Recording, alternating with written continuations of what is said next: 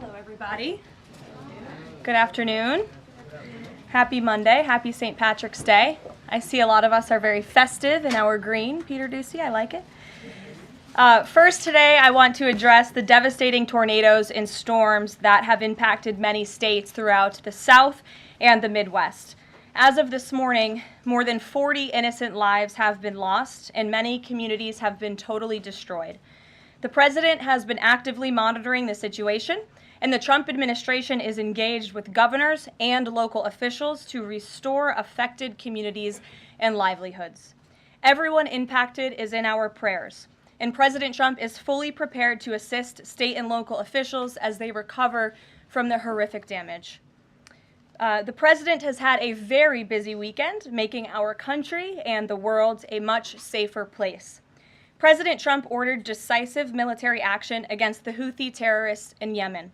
These Houthi terrorists have engaged in piracy, violence, and terrorism against American ships for years under the Biden administration, costing billions of dollars and putting innocent lives at risk. Joe Biden's pathetic weakness invited these unacceptable attacks. But there's a new sheriff in town, and his name is Donald Trump. And the world is officially on notice. America has a commander-in-chief whose peace-through-strength approach is unwavering and should not be tested. As the president said, no terrorist force will stop American commercial and naval vessels from freely sailing throughout the world.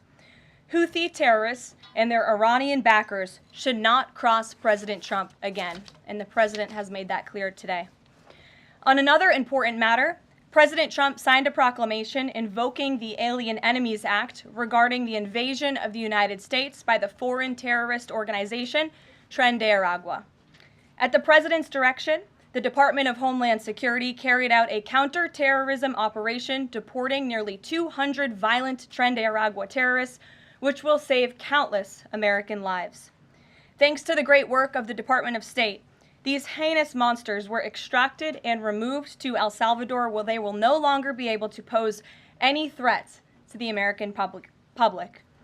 Tren de Aragua is one of the most ruthless terrorist gangs in the world, and they are responsible for some of the most heinous crimes that have occurred in our nation's history in recent years, including the savage murders of beautiful Laken Riley and Jocelyn Nungray. President Trump promised Laken and Jocelyn's families during his campaign that he would demand justice for their beautiful girls, and that's exactly what he did.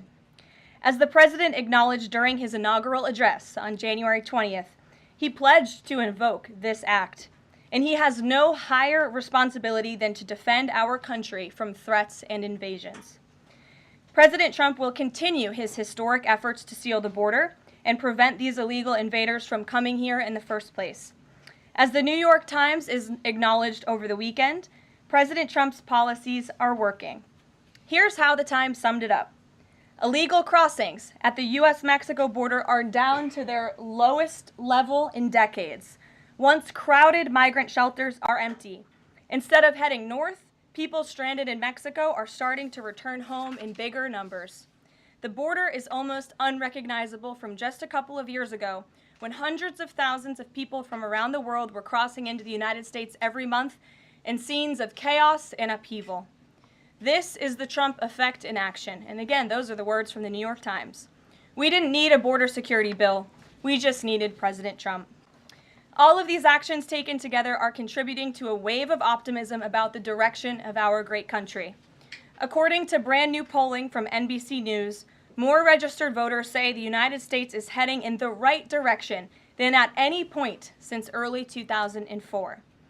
Americans support President Trump's common sense approach that's getting our country back on track in record time. Meanwhile, the president's critics can't say the same. That same new NBC poll also found that the Democrat Party has reached an all-time low in popularity. It turns out when you let your hatred of President Trump get in the way of doing what is best for America, the people reject you. Who would have thought? Joining us today in our new media seat is Kelly Meyer. She is a White House correspondent with News Nation. News Nation started in 2021 and is one of America's fastest growing cable news networks with a focus on news for all of America. It's part of a larger ecosystem. Nexstar, which is home to News Nation, the political website The Hill, the broadcast network The CW, and local Nexstar stations. With that, kick us off, please, Kelly. Thank you, Karoline. What do you say to Americans who want safe streets but are concerned due process is being violated? The president is using every lever of his executive authority and his constitutional authority within the bounds of the immigration laws of our country to ensure that our streets are safer for law-abiding American citizens. And this administration is focused on detaining, arresting, and deporting illegal criminal aliens. And as you saw this past weekend, the president used his authority under the Alien Enemies Act to deport foreign terrorists. Tren de Aragua is now a designated foreign terrorist organization. And as I said, there were nearly 200 Tren de Aragua members who were sent to El Salvador this weekend. Countless lives will be saved because of this action. And if you talk to the families, the Angel families, as I mentioned, Laken Riley and Jocelyn Nungray, they understand the grave cost of life at the hands of these illegal terrorists. And the president is proud to deliver on that promise for them. And just to follow up on that, this will be challenged later today in the courts.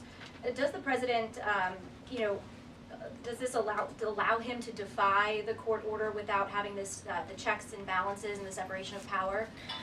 No. In fact, this administration acted within the confines of the law, again, within the president's constitutional authority and under the authority granted to him under the Alien Enemies Act. We are quite confident in that, and we are wholly confident that we are going to win this case in court. Peter. Thank you, Karoline. If you guys can't send 200 Tren de Aragua terrorists at a time to El Salvador, where are you going to send them instead?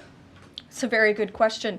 You'd have to ask the courts and the people on the left who are trying to fight this administration for doing the business that this president sought out to do, which is to deport these foreign terrorists. And we're very grateful to President Bukele and to El Salvador for accepting these heinous monsters where they will face justice. And if these guys are terrorists at war with the United States, is President Trump considering anything more lethal to address them than just sticking them on a plane somewhere else? Well, it sounded like you had a little bit of curiosity in the premise of your question, so I want to address it. These are designated foreign terrorists. The president signed a proclamation on February 20th, 2025, designating TDA as a foreign terrorist organization that was in consultation with the Attorney General and the Secretary of Treasury. That was pursuant to 8 U.S. Code 1189. The president has the right to do that. And I think nobody would argue that Tren de Aragua should be designated a foreign terrorist organization. If you want to have that argument, I'm happy to do it. These are heinous monsters, rapists, murderers, kidnappers, sexual assaulters, predators who have no right to be in this country, and they must be held accountable. And something different. There is now a member of the European Parliament from France who does not think the U.S. represents the values of the Statue of Liberty anymore. They want the Statue of Liberty back. So is President Trump going to send the Statue of Liberty back to France? Absolutely not. And my advice to that unnamed low-level French politician would be to remind them that it's only because of the United States of America that the French are not speaking German right now. So they should be very grateful to our great country. Kelly. Is the administration prepared to give the court what it wants in terms of the time of the flights that departed, that went to El Salvador, and some of those details that the judge is asking for in trying to determine the timing? Clearly, the 5 named individuals were not deported. That's right. In compliance. But looking more broadly, wanting to know about the timing of flights and so forth, because the verbal order did say turn around the flights if there's an issue. So is the administration prepared to provide that information? I'm prepared to provide it right now. All of the planes that were subject to the written order, the judge's written order, took off before the order was entered in the courtroom on Saturday. And the administration will, of course, be happily answering all of those questions that the judge poses in court later today. And for people who have due process questions about making certain that there wasn't anyone who was swept up who did not meet the criteria that you laid out, is there a way for the administration to provide more detail about how that was determined, who the individuals were that met this deportation order. Yes, I can assure the American people that Customs and Border Patrol and ICE and the Department of Homeland Security are sure about the identities of the individuals who were on these planes and the threat that they pose to our homeland. They take this incredibly seriously. They are putting their lives on the line to deport these designated terrorists from our country, and they should be trusted to do that. And that's exactly what the American people elected this president to do. Thanks, Caroline. Just to follow up on that then, so you're saying definitively that the administration can prove everyone that was put on those flights in El Salvador was either a member of Tren de Agua, MS-13, or some other entity? We've already provided the breakdown in the effort of transparency about the 261 illegal aliens who were deported. 137 of those were deported under the Alien Enemies Act. 101 of those were Venezuelans removed via Title VIII, which, as you know, are just regular immigration proceedings. And 23 of them were MS-13 Salvadorian gang members. There were also 2 MS-13 ringleaders as part of that group of 23 who President Bukele particularly expressed his gratitude for their return so he can demand justice in his home country. Jennifer. What criteria, though, other than, say, tattoos or maybe being in the wrong place at the wrong time, are they using to determine that someone is actually a member of one of these organizations? Intelligence and the men and women on the ground in the interior of our country who are finally being allowed to do their jobs. Their hands were tied under the previous administration, and as I said, they take their jobs very seriously. They should be trusted and respected by the American public with this operation. And of course, as I said to Kelly, the administration will provide all details to the questions that the court poses. Jennifer. One more follow-up on that. Can you say how much the U.S. is paying El Salvador to imprison these Venezuelans? And then a different question on Russia. I was wondering if you could give us an update on the ceasefire negotiations, and is there anything you can share on the list that Putin passed along to President Trump for the things he's requesting? Sure. To your first question, it was approximately $6 million to El Salvador for the detention of these foreign terrorists. And I would point out that is pennies on the dollar in comparison to the cost of life and the cost it would impose on the American taxpayer to house these terrorists in maximum security prisons here in the United States of America. And I would echo the message of our Secretary of State, Marco Rubio, who expressed his gratitude to President Bukele and El Salvador's government for their cooperation in this deal. As for Russia, as you know, the president announced last night on Air Force One on his return from his very busy weekend in Florida that he will be speaking to President Putin tomorrow. I won't get ahead of those negotiations, but I can say we are on the 10th yard line of peace, and we've never been closer to a peace deal than we are in this moment. And the president, as you know, is determined to get one done. Sure, Caitlin. I have 2 questions for you. One on the flights, but first on the president's post overnight, saying that the pardons that were issued by President Biden preemptively to members of the January 6th committee, that they're now null and void. Have attorneys here at the White House told President Trump that he has the legal authority to undo a pardon simply because it was signed by auto pen, as he said? The president was begging the question that I think a lot of journalists in this room should be asking about whether or not the former president of the United States, who I think we can all finally agree was cognitively impaired. I know it took people some time to finally admit that, but we all know that to be true, as evidenced by his disastrous debate performance against President Trump during the campaign. I digress on that. But the president was raising the point that did the president even know about these pardons? Was his legal signature used without his consent or knowledge? And that's not just the president or me raising those questions, Caitlin. According to the New York Post, there are Biden officials from the previous White House who raised those questions and wondered if the president was even consulted about his legally binding signature being signed onto documents. And so I think it's a question that everybody in this room should be looking into, because certainly that would propose perhaps criminal or illegal behavior if staff members were signing the President of the United States autograph without his consent. Biden is on the record talking about issuing preemptive pardons to these people. But was he aware of his signature being used on every single pardon? That's a question you should ask the Biden White House. Is there any evidence on that he wasn't aware of it? You're a reporter. You should find out. Okay, Sean. on the flights, so I have a question on the timeline of the flights. You keep talking about the judge's written order, which hit the docket Saturday night at about 7:26 p.m. But he issued a verbal order before that at about 6:45 and 6:48 p.m. based on the court hearing.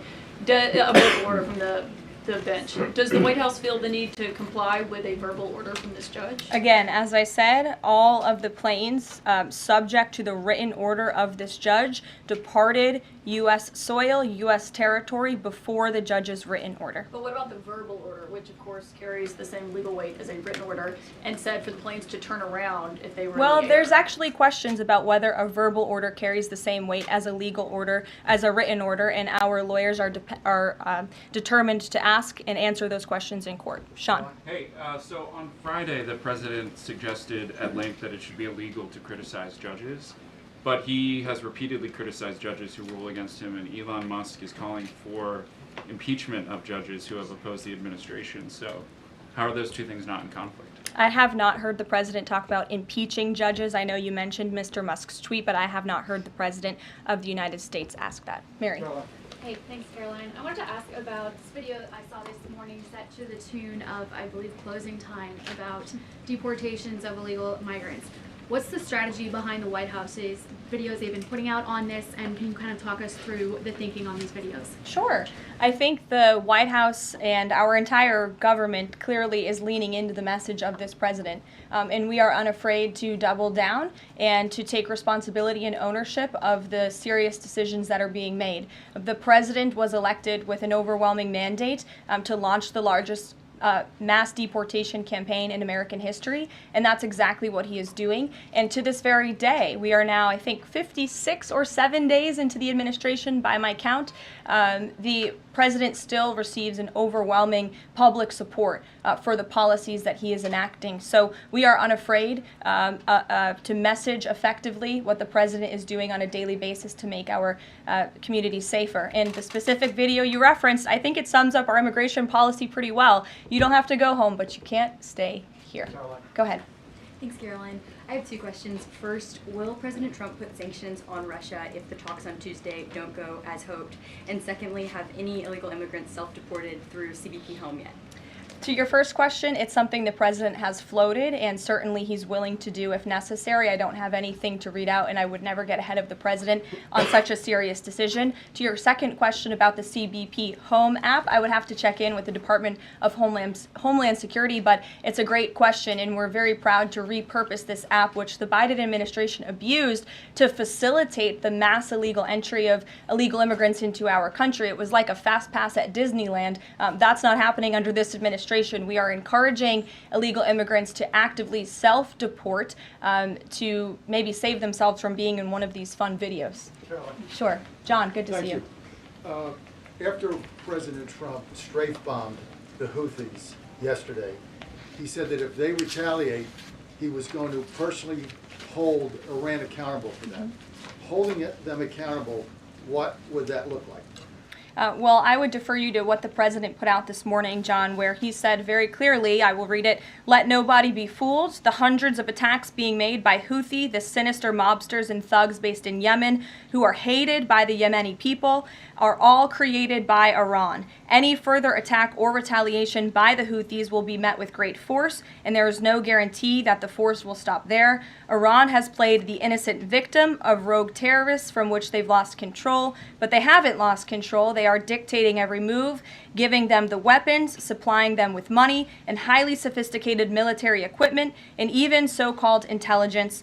Every shot fired by the Houthis will be looked upon from this point forward as being a shot fired from the weapons and leadership of Iran. And Iran will be held responsible and suffer the consequences, and those consequences will be dire." That is a statement from the President of the United States just moments ago. I have nothing additional to share, but our message to Iran is you better take this president seriously, and I think the Houthis learned that the hard way this past weekend. As I said in my opening remarks, there's a new sheriff in town, and this president is not just going to sit on his hands and allow terrorists to launch attacks on commercial vessels and U.S. naval ships. Those actions will not be tolerated. Sure, Edward. Yeah, thanks. Karoline, on the economy. So after mostly a down week last week in the economy, you've been very vocal as well as other cabinet members about how we're in a transition and about how this economic transition, and there's a plan, a long-term plan for tariffs on this. How concerned is the president that the markets and Americans, for lack of a better term, will freak out over these tariffs and be concerned about a long-term plan? Sure. I think I've been asked this question and answered this question respectfully, Edward.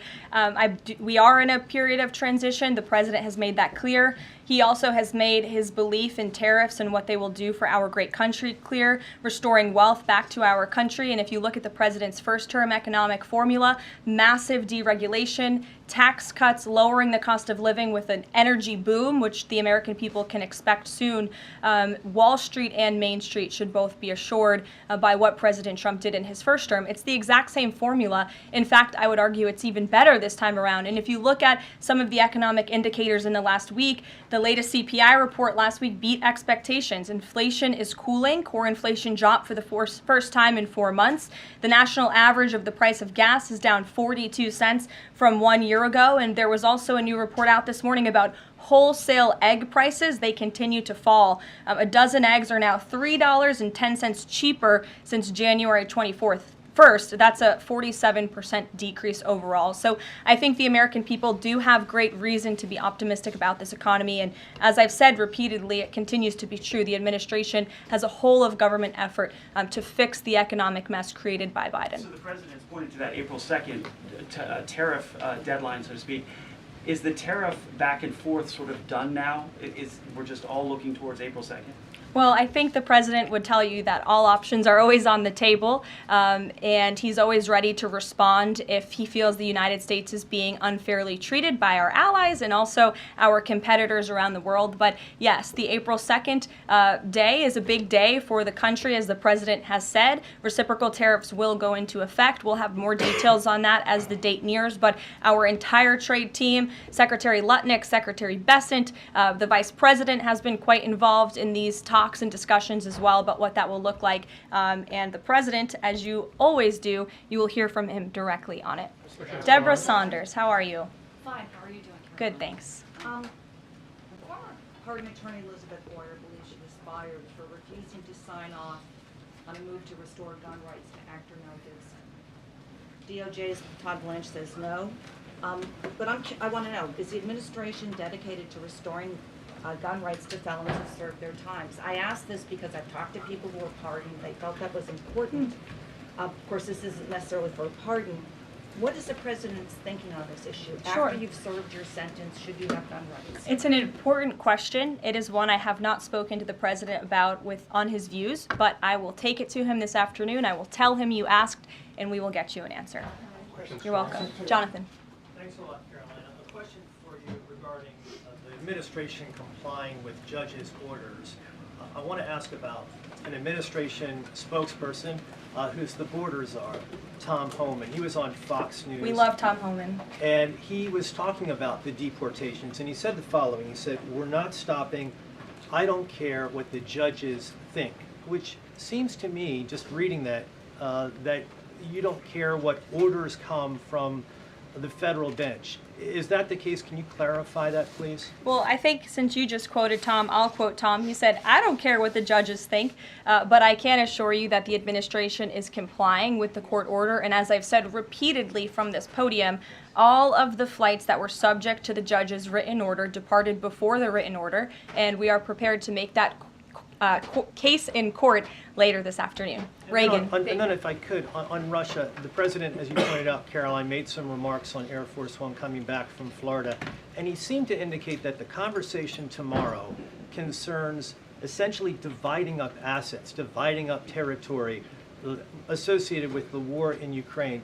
Has President Zelensky given President Trump that authority? Is that what is going to take place tomorrow? Well, as you know, the president and his entire national security team have been engaged directly with President Zelensky and the Ukrainian team, and that has been part of the discussion between the president's team and the Ukrainians. As for where those lines will be drawn or any specifics, I am not going to get into that from this podium. It would be unwise for me to get ahead of the president's call with President Putin tomorrow. But again, I can assure you, in the effort of transparency, as this president always does, you will hear from him or one of us directly after that phone call tomorrow. Reagan. Thank you, Caroline. There's a lot of focus on the judicial branch right now. The president has about 40 judicial appointments that he could make at this moment. Do you have an update on what the timeline would look like for those judicial appointments? And does the president have a list of potential nominees that he's vetting? I do not have an update on a timeline, nor do I have a list, but I can certainly have our team gather that for you and provide it. You're welcome. Sure. Go ahead. Sure. Thank you, Caroline. So the president is visiting the Kennedy Center this afternoon to attend a board meeting. A question about what happened a few weeks ago. The Kennedy Center got bomb threats targeting a performance by Shingyun Performing Arts, which is an American company showcasing China before communism. This company has been targeted, unfortunately, by the CCP for years. I'm wondering if this administration has a response to this, and also as the president is putting an emphasis on arts and culture, what's the administration's message to potentially foreign state actors who are trying to disrupt that in the U.S.? Don't disrupt it. This administration will take that very seriously and hold you accountable. We obviously condemn any violence or threats of violence against American institutions. And the president will be traveling to the Kennedy Center later this afternoon. I look forward to going with him. As you know, he is now the chairman of the board of the Kennedy Center, where he hopes to restore arts and culture that embrace American tradition, don't disparage it, as we have unfortunately seen over the past several years. The president will be doing a tour of the center. In his business developer mind, I'm sure he will make some recommendations on how the center itself can be improved, but also we'll be discussing perhaps some future plays and musicals and theatrical programs that the center will be hosting under his new leadership and the board's new leadership. Daniel. Will the president be discussing with Putin tomorrow the future of Volodymyr Zelensky? Sort of a follow-up to John's question. Again, I've been asked and answered this question now. I'm not going to get ahead of the president's discussion tomorrow, but after the phone call takes place, I can certainly provide a readout. Daniel. Caroline, thank you so much. You mentioned earlier in the briefing that you guys are at the 10-yard line of peace. Given the amount of progress that you've made in such a short amount of time, is that an indictment of the previous administration's foreign policy stance, and is it just more proof that you need to talk to people to sort of get things done? I think so. I think the previous administration is the reason this war began. As President Trump often says, this war would have never started if he were still in office. It only started because of the incompetence and the weakness of the previous administration, and President Trump is very proud of the progress that he and his team have made in such a short amount of time, and hopefully tomorrow that progress will move forward. Sure. Thanks.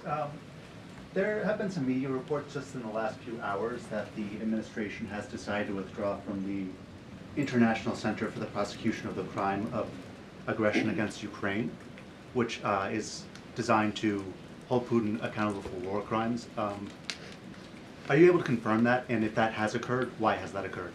I'm not able to confirm it because I have not heard that. I will caution, I know there have been many inaccurate and misleading reports from Reuters lately, so I would caution anybody taking that seriously, but I can check in and get back to you. Rachel. Thanks, Caroline. Is it the president's belief that the Justice Department should be investigating members of the January 6th Select Committee? Is he directing the DOJ to do that? As the president made it very clear in his address on Friday, I believe some of you were there, I was there, he made his vision for what he would like to see of the Department of Justice very clear, but he said that he has appointed great people in Attorney General Pam Bondi and also in our FBI Director Kash Patel to do what they think is best for our justice system and to stop the weaponization of justice that we saw under the previous administration against not just President Trump but his supporters as well. We want to restore the Department of Justice to an institution that focuses on fighting law and order and crime and putting real criminals behind bars, not targeting Americans because of their religion or their political speech. We saw that under the previous administration, and it's unacceptable to this president. And just to follow up really quickly on just Homan's comments from earlier, a few weeks ago in the Oval Office, the president said he will always abide by the courts. We heard what Tom Homan said earlier today. So I'm only asking just to be clear for the American people. It is the administration's belief that that you feel like you are bound to comply by the judge's orders? We are complying with the judge's orders. Question on the storm. Sure. What role does the president see for FEMA with these storms? He's talking about getting rid of FEMA, states handling their own disasters.